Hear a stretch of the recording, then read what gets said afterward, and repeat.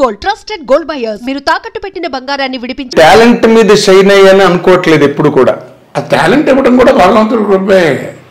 అది కూడా అదృష్టంలో భాగం అంటారా? కాదు మరి.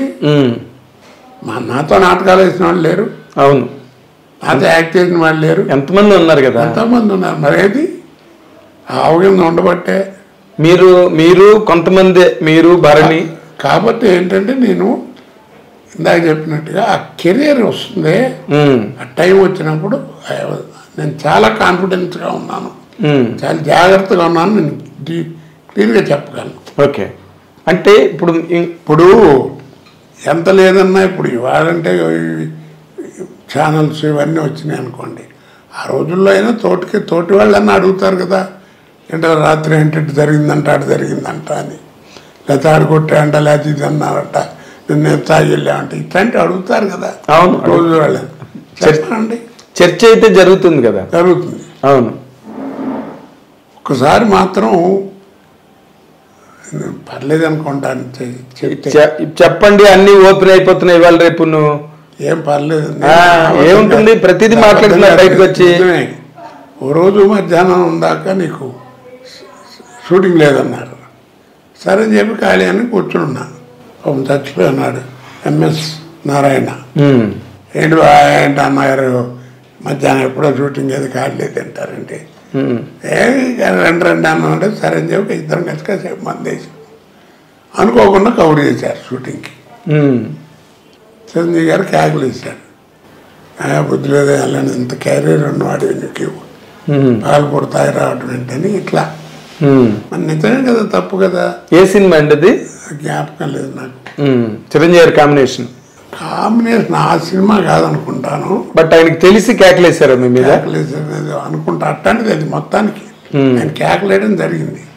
అంటే మంచిగా, అదేలేండి, మంచి ఆర్టిస్ట్ నువ్వు, కెరీర్ పాడవుతుంది, బడి ఏంటిది 10 మంది చెప్పుకుంటే ఎంత అసహ్యంగా ఉంటుంది అని కేకలేశాడు. అదే మీ అభివృద్ధిని ఆశించి చెప్పిన అంటే మొదటి నుంచి బాగా. మీకు చిరంజీవి గారితో అటాచ్మెంట్ ఎక్కువ అండి? అటాచ్మెంట్ నేను ఎవరి ఇళ్ళకి వెళ్ళనండి. నా దగ్గర ఫోన్ నెంబర్లు కూడా లేవు. ఏదన్నా ఫంక్షన్స్ ఎవరన్నా వాళ్ళు పిలిస్తే మనం వెళ్ళటం, లేకపోతే నాకు ఏదన్నా ఫంక్షన్ ఏదైనా ఉంటే పిలవడానికి వెళ్ళటం అంతే తప్ప నేను అసలు ఎవరి దగ్గరికి వెళ్ళను. కాదు, చిరంజీవి గారితో ఏంటంటే ప్రాణం ఖరీదు ఫస్ట్ పిక్చరు.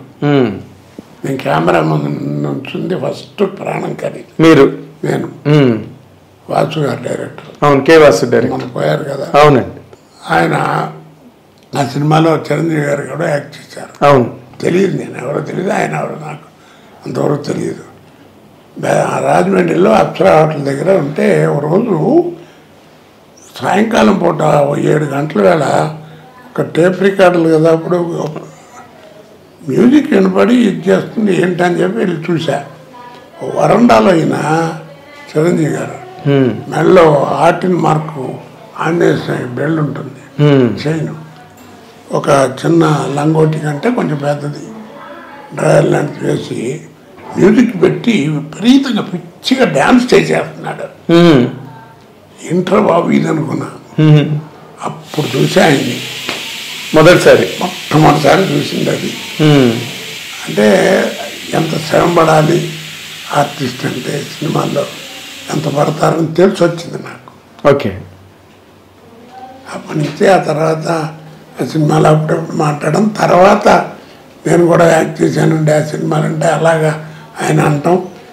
సరే, దానితో వేషాలు రావటం. చాలా సినిమాలు చేశారు కదా మీరు ఆయనతో కాంబినేషన్స్. ఫస్ట్ ఆయనకి ఆపోజిట్ ఫిల్మ్ చేసింది ఫస్ట్ పిక్చర్ 786, ఖైదీ నెంబర్ 786 ఆయనకి ఆపోజిట్ చేసింది. ఓకే, దానికి కూడా చాలా సెలెక్షన్, వ్యవహారం, ట్రస్ట్ చేస్తూ చిరంజీవి గారు అందరూ చూడటం, ఇది ఓకే చేసుకోవడం. ఓకే, అంటే దానికి ఇంకొకరిని ఎవరినైనా అనుకుని మీరు వచ్చారా లేకపోతే? ఆ విషయాలు నాకేం తెలియదు ఓకే, మొత్తానికి.